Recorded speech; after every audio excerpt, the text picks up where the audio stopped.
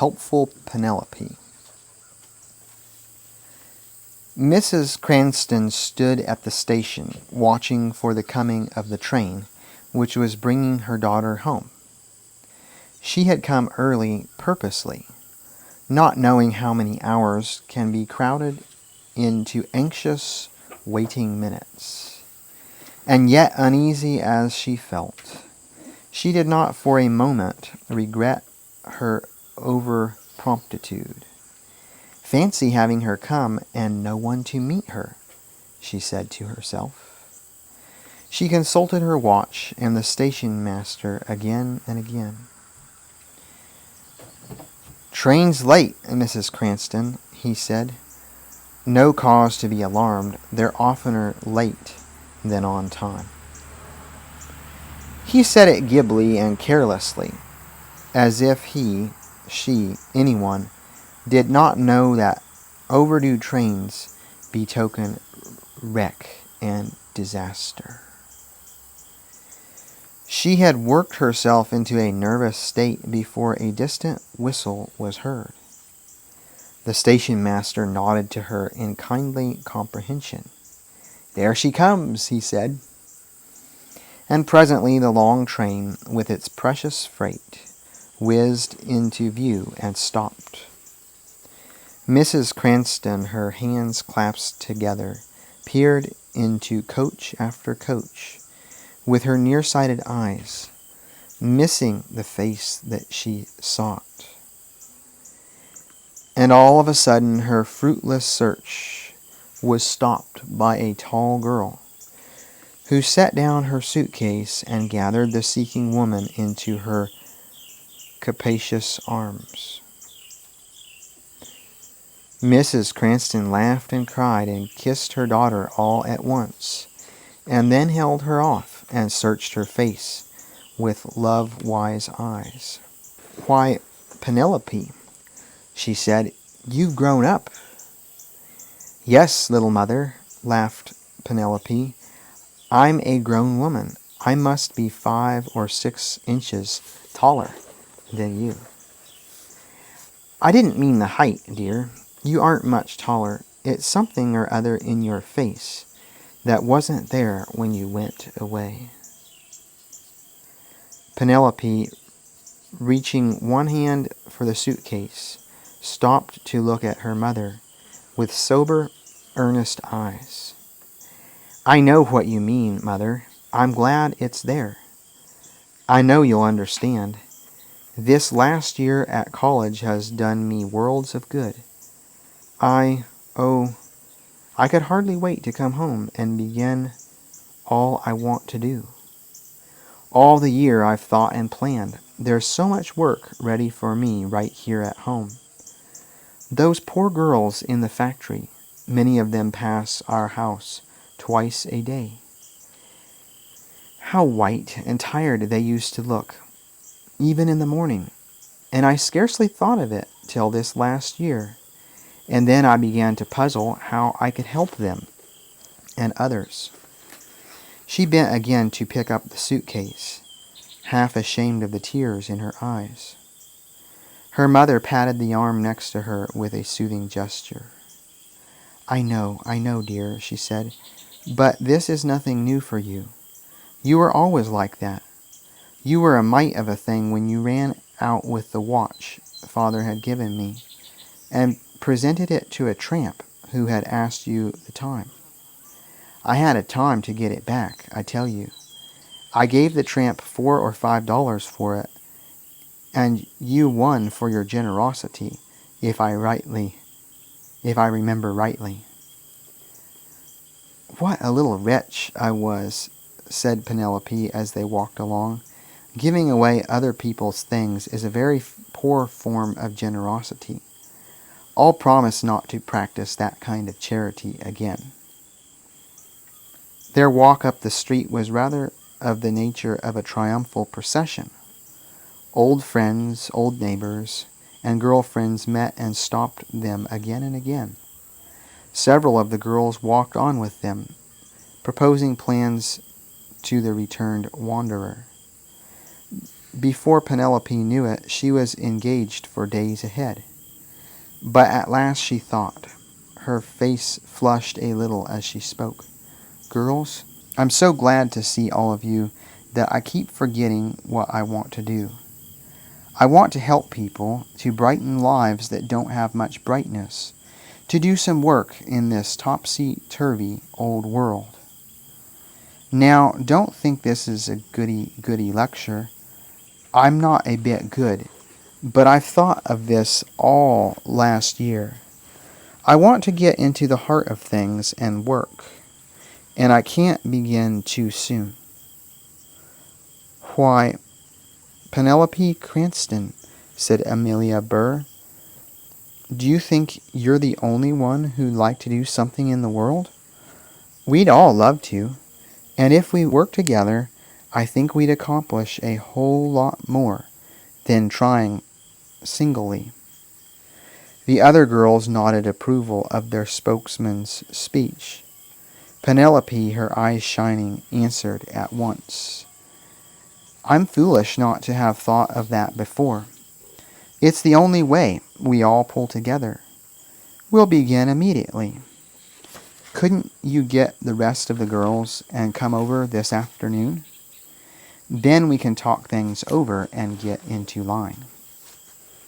Mrs. Cranston beamed on their smiling faces as she cordially seconded the invitation. She put away the afternoon she had planned, with only half a sigh, and that quickly smothered. We must let the girls have a good time, she said after they had left. We can make all kinds of sandwiches. I made healthful ice cream, too, for a treat for you. But there isn't enough. I'll make more.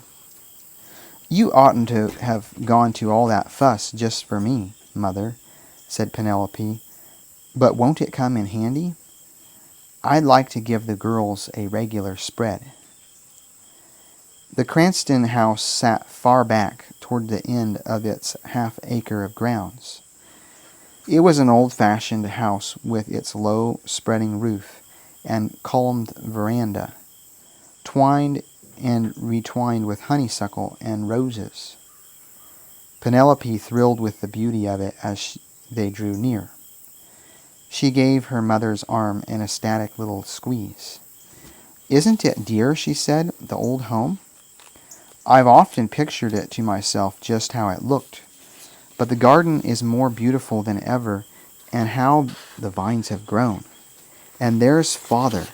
Oh, it seems too nice to be true. She ran all the way to the house, though burdened with the suitcase, and in a moment she was in her father's arms. The eyes of neither were quite clear when he released her. My little girl, he said, holding her off and searching her face as her mother had done. I'm afraid I'll have to alter that soon and say, my big girl.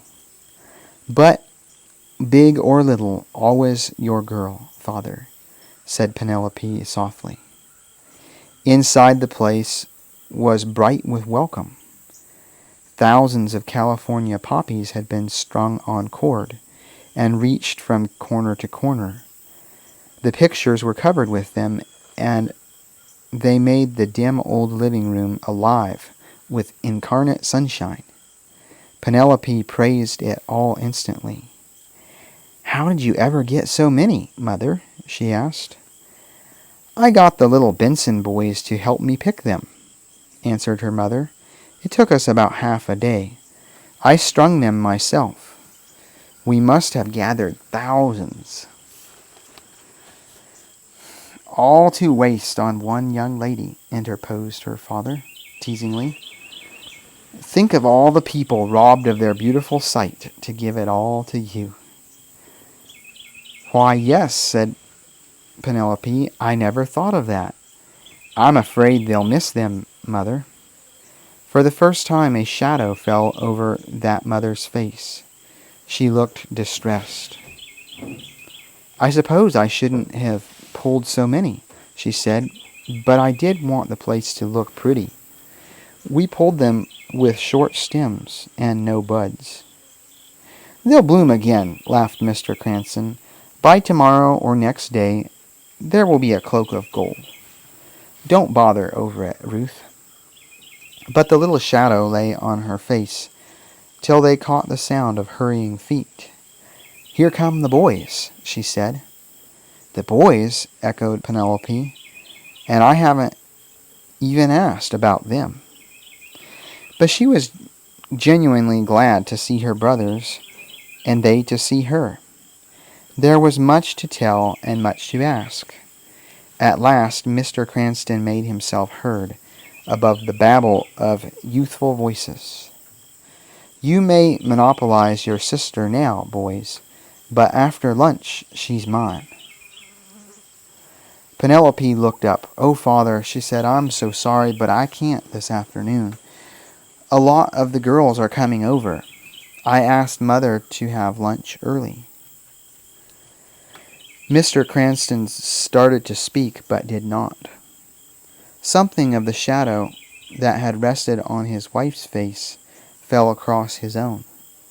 But Penelope, deep in discussion with the boys, did not notice. In a little while the girls arrived, around a dozen of them.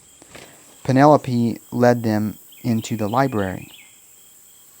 "Father and Mother are in the living room," she said. "We can talk better in here." "Now, girls," she began as soon as all were seated, "all of you know what we are to talk about today. I'll tell you what I think, and then you must all tell me whether it's good or not. I've brooded over it a long time, so whether it's feasible or not, I hardly know. I think in a neighborhood like ours, where there are few really poor people, the few there are should be our special charge.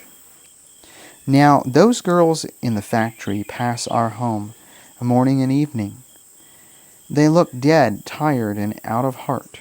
Poor things. They walk miles and miles to get to and from work. I don't doubt their wages are small. Can't we do something for them, girls? Get up little entertainments, teach them to make music and books, bring a little something besides work into their lead-colored lives." Penelope's face was earnest and persuasive.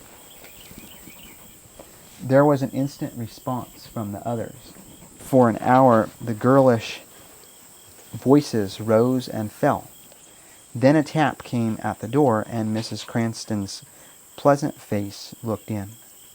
"Come into the dining room, girls," she said, "and have some lunch." But here was more than lunch. The festive table held so many dainties that the girls protested. "Oh, Mrs. Cranston," they said, "everything's perfectly lovely, but you shouldn't have taken all this trouble for us. No one makes sandwiches like you, but I've an idea they take a lot of time." "No more than I had to spare," she answered. "No, girls, I won't sit down. Nora isn't well tonight, and I told her I'd see to things." "Why, she was in fine spirits when I came home," said Penelope. "Yes," said her mother, "it was just after dinner. She complained of feeling ill. She was in great pain. I made her lie down." "And you washed all those dishes," said Penelope. "What a shame." "Indeed, I didn't mind," answered her mother.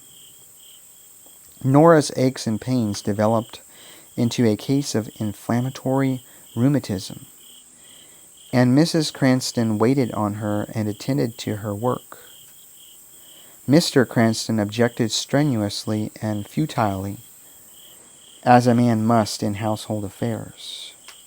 "You'll tire yourself right out, Ruth," he pleaded. "Let me get a maid." "No," objected his wife, "I wouldn't for the world. Poor old Nora would feel dreadfully if she thought she was putting us to any more expense. It worried her when I told her you were going to pay the doctor." Mr. Cranston knitted his brows. He knew Nora's fierce independence, knew that she supported her mother and crippled sister, and had little to spare for herself. "But let Penelope help," he said at last. "It'll do her good." Mrs. Cranston shook her head. "I just couldn't," she answered, "when she's so interested in helping those factory girls. It's so sweet of her, the dear, warm-hearted child. She has a gift for helping others, just as some people have for writing or music. I wouldn't have interfered with it for worlds, Reuben. It's probably intended." Mr. Cranston said no more, but that night he slipped into the kitchen and took the dish towel from his wife's hand. "Seems a pretty big pile," he said. "I never can see where all the dirty dishes came from. There don't seem many when a table's set." "Well, some of these are leftovers," confessed his wife. "Work isn't very plentiful at the factory, and 4 of the girls had an afternoon off. So Jenny Armstrong took them for a ride, and Penelope brought them here for a meal. They seem such nice girls, and Penelope says they are happier already. But I'm sorry about the dishes. I thought I'd surely get them washed, but Nora had a bad afternoon. Oh, half a dozen things prevented it." Mr. Cranston shut his lips tightly and said no word. When the dishes were finished, he picked up his wife, carried her into the living room, and established her in the easiest chair. "No more work tonight," he said. When Penelope came in, rosy from her brisk walk, the sight was a pleasant one. Her mother lay back in the chair, and her father bent toward her, talking softly not to disturb the 2 boys, studying at the low, round table. "Hello, sis," called Bob, the elder boy. "Give me some help with my algebra, will you? I can't make head or tail of it tonight." Penelope bent and caressed his dark head. "I would in a minute, dear, if I had time. But I'm simply obliged to practice tonight. We're all to meet at the Armstrongs tomorrow night, and they want me to play. I shouldn't want to play anything without trying it first." "Well, if you are going to practice, how can we study?" "Take your books into the library like good boys. I can't very well move the piano. And tomorrow, no, the next night, I'll help you all you want." "That'll be too late," muttered Bob as they left the room. Penelope tried the new music several times and then drifted into hymns and old songs that her father and mother loved. "I can't think when I've enjoyed an evening so," whispered her mother as she kissed her good night. "It rested me so." The weeks of Nora's illness, of the mother's wearisome work, dragged on, and the bettering of the condition of the factory girls flew on apace. They were pathetically grateful for the good times that had come into their lives. The other girls, led by Penelope, persevered in the good work as they had never done before, and they felt better for it. They took turns entertaining the factory girls, playing for them, reading to them and with them. Mrs. Cranston drew a sigh of relief when Penelope's turn was over. The extra work had taxed her strength sorely. Nora bid fair to be up and about before Penelope's turn would come again.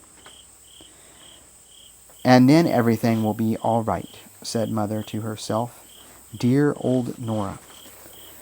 But even while she smiled at the thought of it, Penelope came hastily in. Mother, she began, can you fix up any kind of luncheon for 9 of us?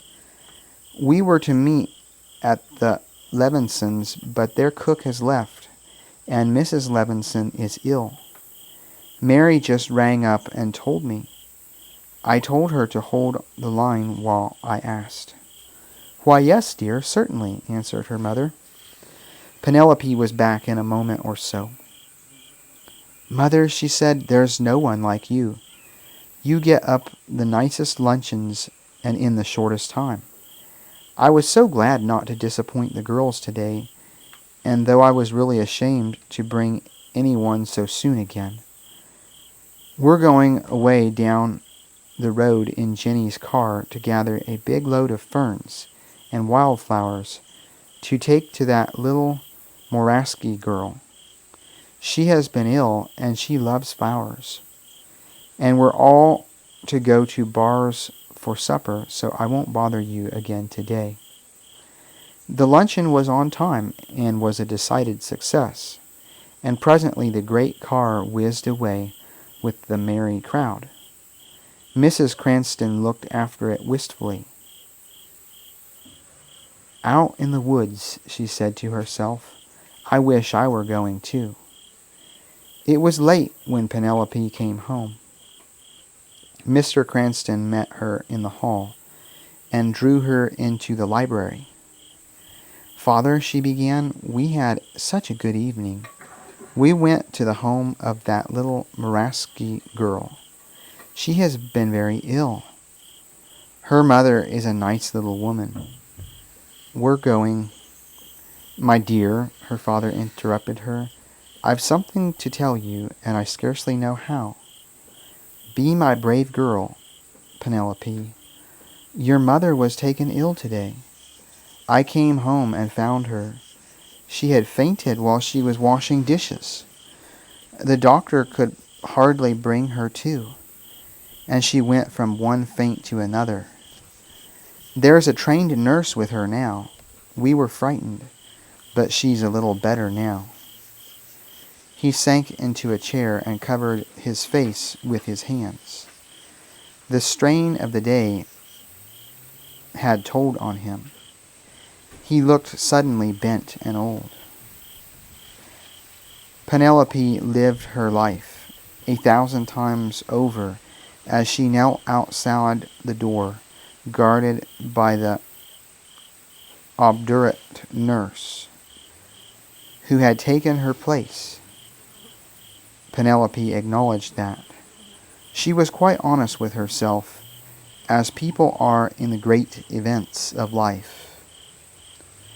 But at last the sight of her stricken face moved to pity the heart that beat so calmly beneath the uniform of blue. You may come in a minute, Miss Cranston, she said, if you'll promise to be very quiet. Everything depends on that. You mustn't speak more than half a dozen words. Half a dozen words. Penelope wondered how she could tell the thoughts and resolves that thronged her mind in 6 little words.